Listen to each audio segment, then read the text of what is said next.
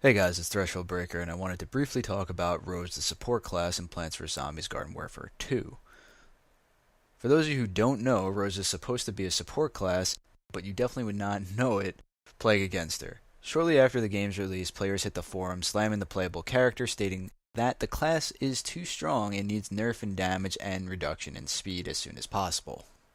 Much to the players' delight, they have received such a patch. In the patch write-up, it was really surprising to see that the developers were describing her as a support class and not intended as a insane DPS class. The game did have a beta, like most do. It's surprising to me how this glaring issue was never addressed before the official launch. I mean, her variants alone should have been called for a red flag.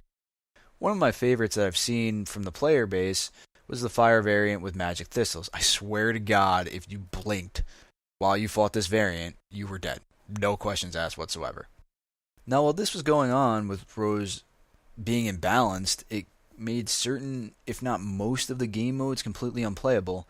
As the Plants team, you could easily stack 3 to 6 roses with individual variants and a healer, most likely the Sunflower, and just dominate. So naturally, certain maps are harder to push, on Turf Takeover especially, than others. And if you stack the roses and a healer makeup, forget it. It became virtually impossible in certain Turf Takeover maps. And oh yeah, TDM, you can forget about that too. Now with the release of the Graveyard Variety Pack patch, these imbalance issues have been resolved. So with that patch, there are a bunch of new changes. However, I'm going to focus on those changes specifically in line with Rose. The developers have retuned Rose, bringing her back to more of a support class role that she was originally intended to be. She's getting a reduction in health. Oh, and this is the big one. She's getting major changes to her homing abilities. They're now ineffective at range and requires people to lead the target. There will be a slight reduction of via 2 magic thistles. They significantly reduce the length a victim who is trapped by Time Snare.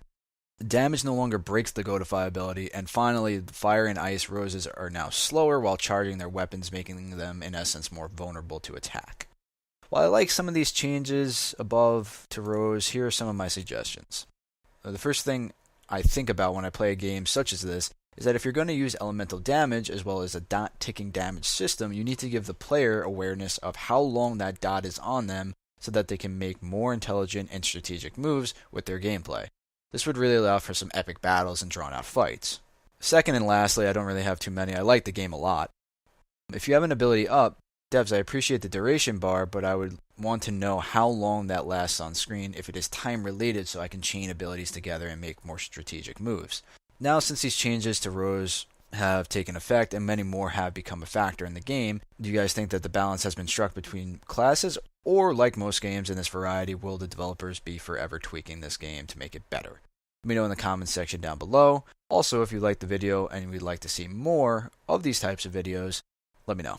As always, guys, I will see you in the next episode.